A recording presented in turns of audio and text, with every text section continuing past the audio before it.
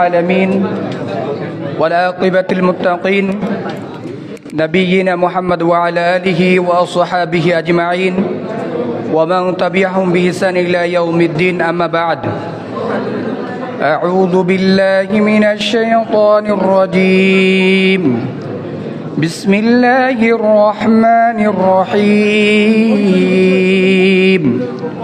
يا أيها الذين آمنوا اتقوا الله حق تقاته ولا تموتن إلا وأنتم مسلمون আলহামদুলিল্লাহ, সমস্ত প্রশংসা মহান রব্বুল আলামিনের জন্য, যিনি আমাদেরকে আজকের এই আহলে হাদিস আন্দোলন বাংলাদেশ ও বাংলাদেশ আহলে হাদিস যুব সংঘ সিনাইদা জামে মসজিদে আমাদের আজকে তালিমি বৈঠকে বসার তৌফিক দিয়েছেন।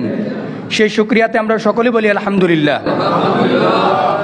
আমাদের মধ্যে অনেক কথা হইতেছে, এটা আল্লাহর ঘর, আমরা ওইভাবে আমরা এখানে থাকতে হবে। এটাই হচ্ছে একজন আদর্শ মুমিনের একটা বৈশিষ্ট্য।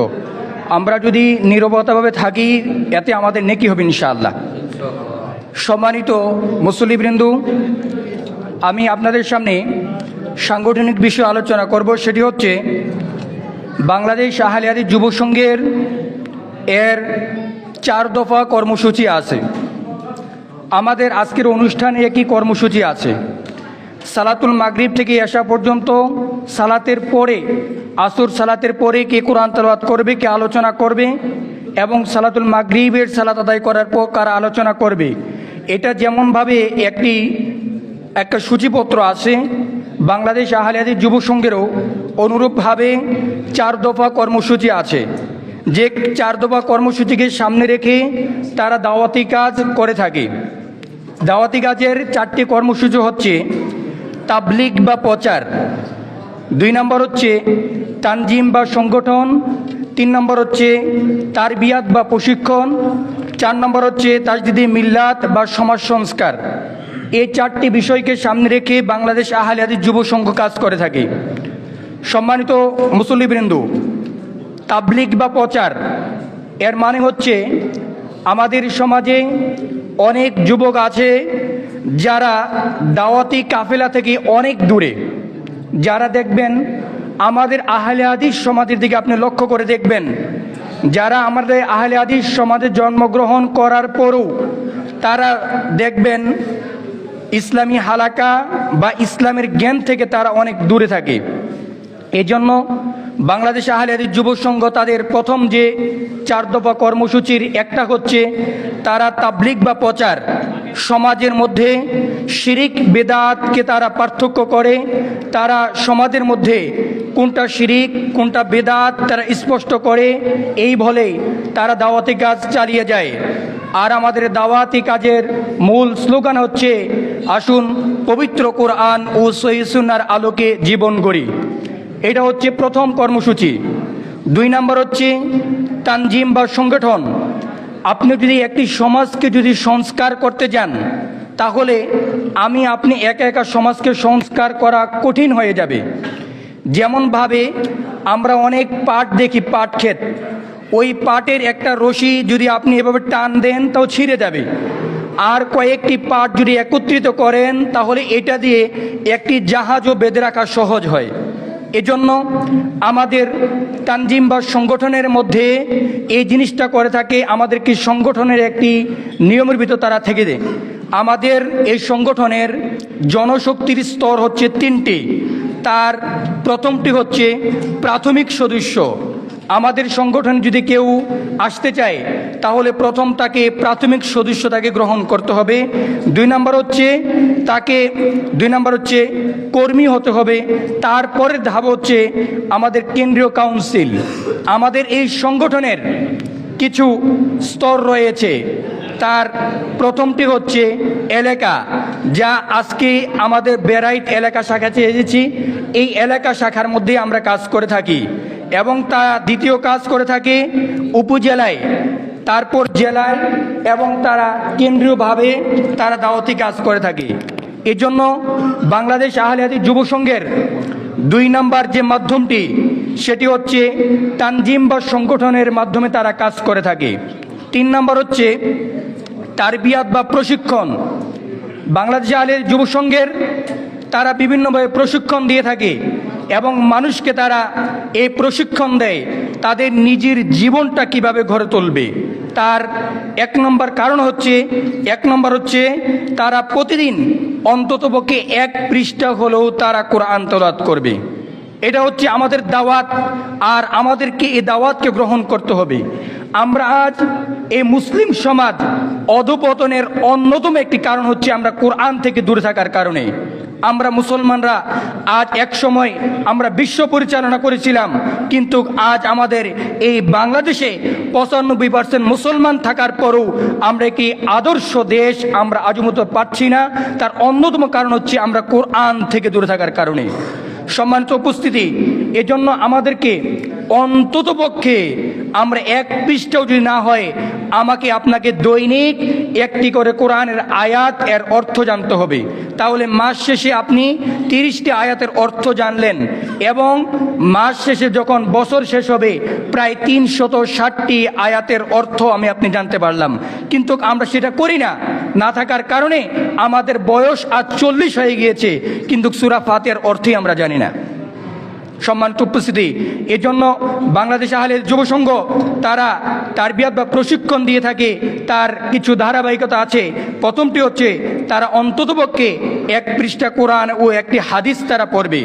2 নম্বর হচ্ছে তারা সাপ্তাহিক তালিমি বৈঠক করবে এবং তালিমি বৈঠক অংশগ্রহণ করা। আমাদের খতিব যারা আছে, আমরা অনেক মাহফিলে আলোচনা শুনি, খতিবের খুতবা দ্বারা আমাদের মাহফিল দ্বারা সমাজ সংস্কার করা আজও সম্ভব নয় যদি সমাজের মধ্যে যদি তালিমি বৈঠক অর্থাৎ নিয়মিত তালিমি বৈঠক যদি পরিচালনা না হয়। এজন্য খতিব সাহেব খুতবা দিবে, চলে যাবে, মাহফিলে আসবে বক্তা 30-40 হাজার টাকা দিবেন, চলে যাবে, কিন্তু সমাজকে সংস্কার করতে হলে আপনাকে প্রতিনিয়ত আপনাকে মসজিদ আপনার পারিবারিক তালিমি বৈঠক আপনি নিজেকে করতে হবে। সম্মানিত উপস্থিতি, 3 নম্বর হচ্ছে আমাদের বিভিন্ন যে তাহাজ্জুদের সালাত ও অন্যান্য নফল আমাদের সালাত আদায় করতে হবে। এই দাওয়াত আমরা দিয়ে থাকি। তারপর হচ্ছে তাসদিদে মিল্লাত বা সমাজ সংস্কার।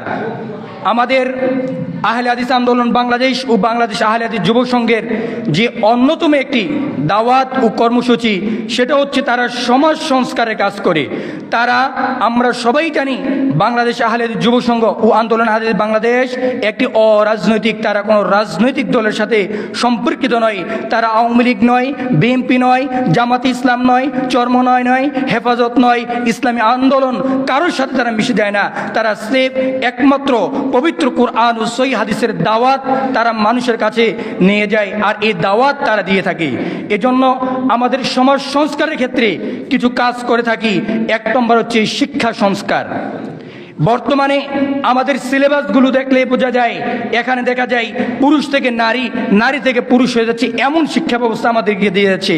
এজন্য হাদিস ফাউন্ডেশন বাংলাদেশ আমাদের সিলেবাসের আওতাধীন কিভাবে একটি আদর্শ সমাজ গড়বেন, কিভাবে একজন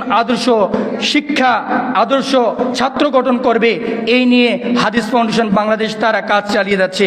কিন্তু আমাদের বর্তমান সিলেবাসকে আমরা আহ্বান করব, বর্তমান যে সরকার আছে তাদের কাছে আহ্বান করব, তারা যেন শিক্ষা ব্যবস্থা যেন কোরআন ও সহিহ সুন্নাহর আলোকে যেন তারা প্রাধান্য দিয়ে থাকে, এই অনুসারে যেন তারা তাদের সিলেবাসগুলো করে থাকে।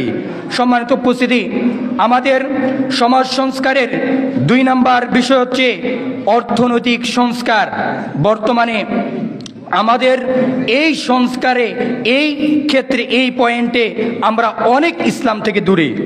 আমরা বিভিন্ন হারামভাবে জড়িত আছি, সুদের মধ্যে জড়িত আছি, ঘুষের মধ্যে জড়িত আছি।